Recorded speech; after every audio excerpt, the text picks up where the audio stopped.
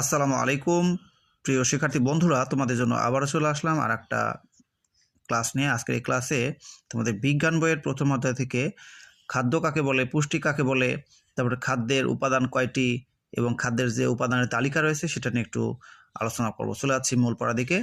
তোমরা মনে রাখবে খাদ্যের ইংরেজি কি? ফুড। খাদ্য কাকে বলে?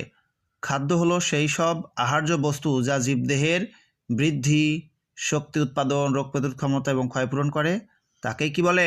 খাদ্য বলে। পুষ্টির ইংরেজি কি? নিউট্রিশন। পুষ্টি হচ্ছে খাদ্যের মধ্যে থাকা সেই উপাদান যা জীবদেহের গঠন, ক্ষয়পূরণ, বৃদ্ধিসাধন এবং রোগ প্রতিরোধ ক্ষমতা বৃদ্ধি করে। ঠিক আছে?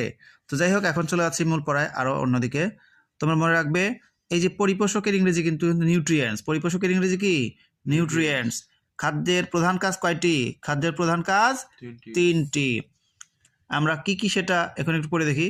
খাদ্য দেহের গঠন, বৃদ্ধিসাধন, ক্ষয়পূরণ ও রক্ষণাবেক্ষণ করে। খাদ্য দেহের তাপ উৎপাদন করে, কর্মশক্তি প্রদান করে। খাদ্য রোগ প্রতিরোধ করে, দেহকে সুস্থ সবল এবং কর্মক্ষম রাখে। খাদ্যের উপাদান কয়টি? 6টি। সেগুলো হচ্ছে দেখো, শর্করা, আমিষ, স্নেহ, তারপর কি ভিটামিন, খনিজ লবণ এবং পানি।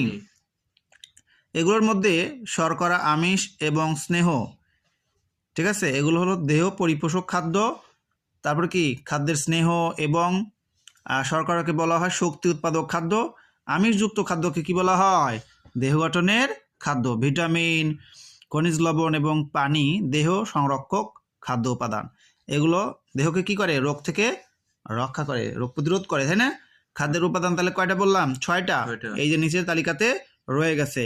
খাদ্যের উপাদানকে দুই ভাগ করা হয়েছে, মুখ্য উপাদান আর সহায়ক উপাদান। ওকে, তো মুখ্য উপাদান কয়টা রয়েছে? 3টা। শর্করা, আমিষ, স্নেহ। অপরদিকে সহায়ক উপাদান কয়টা? 3টা। ভিটামিন, খনিজ লবণ, পানি। তো শিক্ষার্থী বন্ধুরা, তোমাদের জন্য এইভাবে অনেক সহজ ভাষায় তোমাদের বিভিন্ন সাবজেক্টের ক্লাসগুলো আমার all subjects MCQ and GK এই চ্যানেলে দিব। তো চ্যানেলটা নতুন, সবাই সাবস্ক্রাইব করে দিও আর সবাই পাশে থাকবে।